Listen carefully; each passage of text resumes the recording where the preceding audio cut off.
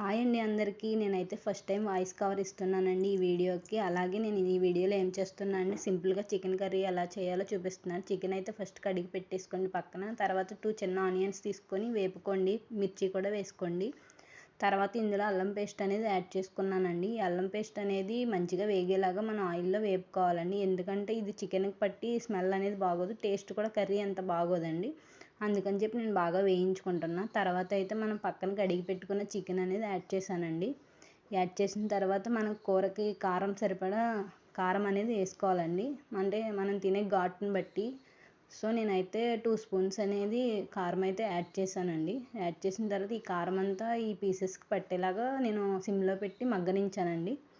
తర్వాత ఇది మగ్గిన తర్వాత మనం వాటర్ అనేది యాడ్ చేసుకోవాలి. సో నేను ఇక్కడైతే ఒక గ్లాస్ వాటర్ అయితే యాడ్ చేద్దాం అనుకుంటున్నాను. చూడండి,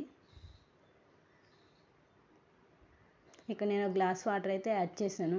సో ఎందుకంటే చికెన్ అనేది మంచిగా ఉడకాలి కాబట్టి నేనైతే దీన్ని కుక్కర్లో పెడతానండి. 2 విజిల్స్ రానిస్తాను. ఎందుకంటే నాకు చికెన్ అనేది మరీ మెత్తగా అవ్వకూడదు, అలా అని గట్టిగా ఉండకూడదు. సో నేనైతే 2 విజిల్స్ అయితే పెట్టానండి. తర్వాత చూడండి ఇప్పుడు ఏమైందో, ఎంత బాగా వచ్చిందో కర్రీ చూడండి. సో ఇప్పుడైతే మళ్ళీ స్టవ్ ఆన్ చేసి సిమ్లో పెట్టుకున్నాను అండి. అది ఉడుకుతూ ఉండగానే మసాలా అన్నీ యాడ్ చేసుకున్నానండి. సో ఈ మసాలా అంతా మగ్గాలి కాబట్టి ఒక 5 మినిట్స్ 60 మినిట్స్ అలా ఉంచేసానండి సిమ్లోనే. తర్వాత మనం కొత్తిమీర అనేది యాడ్ చేసుకోవాలి, స్మెల్ బాగుంటుంది. సో కొత్తిమీర యాడ్ చేసుకుని 2 మినిట్స్ ఉంచేసుకోవాలి మనం. సో ఈ వీడియో మీకు నచ్చితే లైక్ చేయండి, మిస్టేక్స్ ఉంటే కామెంట్ చేయండి. Thanks for watching.